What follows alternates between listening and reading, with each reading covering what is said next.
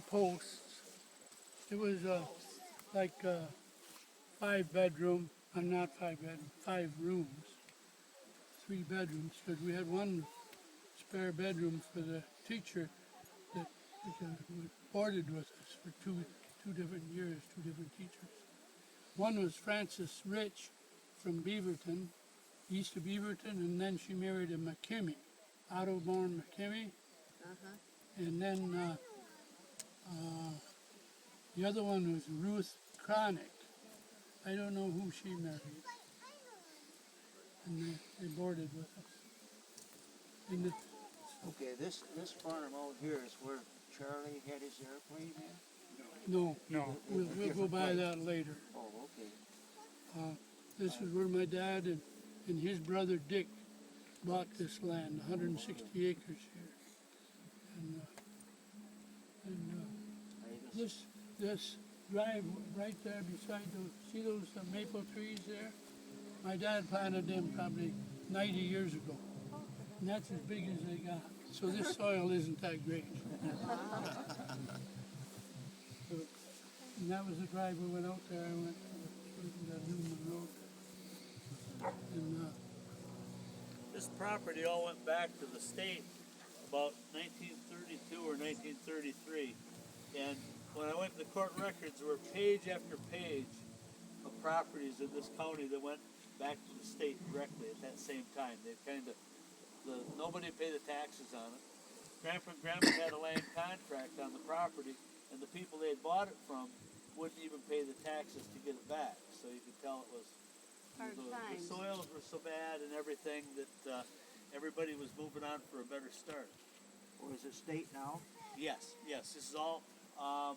You can see some driveways. There's some private properties, but the majority of this from this way south is that state land, DNR.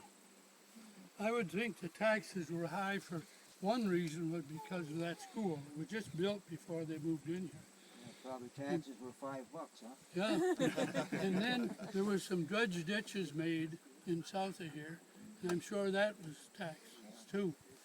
So They paid like twice as much for this raw 160 acres as later they paid for the 160 that had, somewhat of a house on it and fencing and everything that was the last homestead in Bentley.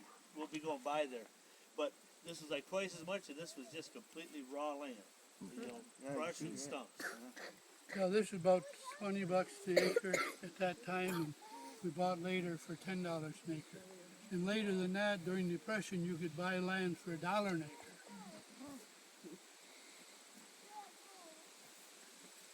Yeah, it sounds cheap now. But when we left here, we probably had 40 acres cleared in here. And at that time, it was those big pine stumps, some of them 6 foot diameter. They dynamited them and then pulled them out. One interesting thing in our research is that even though the family moved from here about 1927 roughly, we're going to go by the Mann place, and that's where they live next. They still let the cows out every morning after milking. The cows would mosey on down here and pasture this property, even though they didn't really own it or pay taxes on it. And then we found out that Uncle Frank later even let his cows come over this way. So That was 10 years later. they got a lot of use out of it, even though they weren't paying taxes or didn't own it anymore.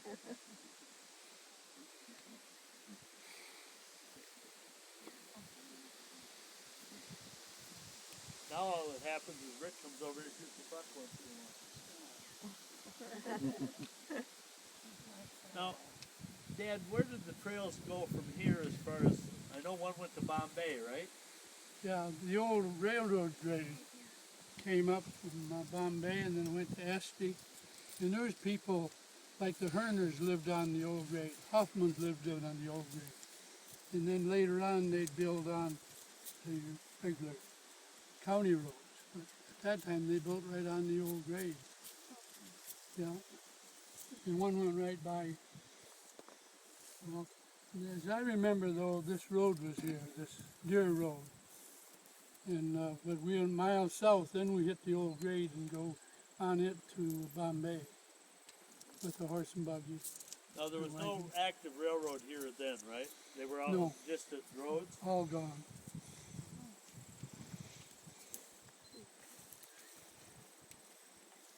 And my dad would find logs in the woods that say they either the lumberjacks missed them or didn't want them. They were calls or something. And dig them out of the swamp and take them down to the sawmill here a couple miles down and get some nice pine boards.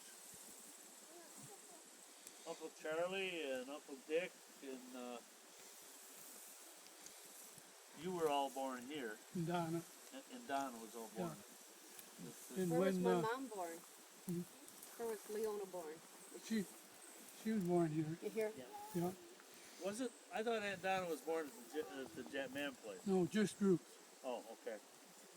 And when Dick was born, I wasn't in school yet, or else I was home in the afternoon. And the parents sent me out to watch for the stork. And Mrs. Harshbarger was a midwife, the local neighbor lady. There was Harshbargers for this school. There's Meshes down here on Newman Swinson Road, and Harshbargers. And then there was the boarding section that was empty, no children there. The north of there was Benton Graham, no children. Jack Man Place, no children. Then Richards north of here, no children. Peter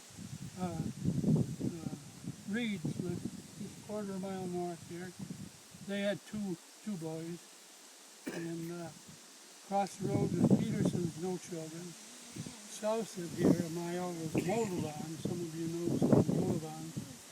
They had a couple of children in school at that time. They had more children later.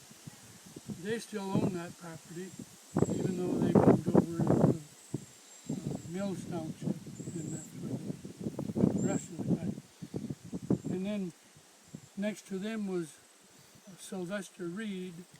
They had no children, and he made whiskey and sold whiskey at a still. Your family must have been the majority of the kids at the school. Yeah, Meshes had maybe 5 in when we did about 5 years. The thing is about that school, it was a fantastic school. It was all brick and state of the art. Had a furnace in the basement, all that. But it was open for 10 years or less before everybody had left for happier hunting grounds, and they had to close it down and sell. And it just was vacant till the Depression when it sold. It was far better school than the tin school where they ended up going. Is it converted now into a house? Yes, and it's moved from one side of the road to the other. Oh, okay. But yeah, it's a residence. We'll be going by there too. So refer to if anybody needs one of those maps, we've got a few more that point out the stuff we drive by, because with our caravan we can't stop at all the sites. Yeah, we're gonna have to do that slowly and carefully, but you guys get all backed out in the road, and then we're gonna go back up to the first corner, and we'll take a right at that one, and we'll go past the Jack Man place. That was the opportunity of the family to become rich, because they found oil there right after our grandparents moved away. So we missed it just by a couple of years. That's probably where you sat. Yeah.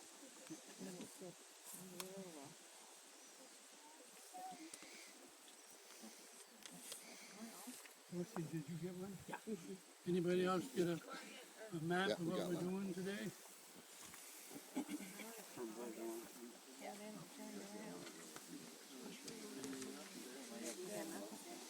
Well, we're all right here in a group. Let's give Melvin a big hand and Marty for taking us on this grand tour here. Good job, brother. Thank you. What a memory. Yeah. Isn't Wish that I had great? one Me like that. too. Your mother had the best memory. Yeah, she did have a good memory. And we had all planned to come here one time and arranged for a week, and we couldn't make it. This was about 5 years ago. Oh, Anyway, she was here. yeah. Yeah, her and Arnold Nutt came down to go through where the house used to sit, Yeah. because Mom says she remembered losing one of Grandma's necklaces. and she was trying to find that necklace Right. after all those many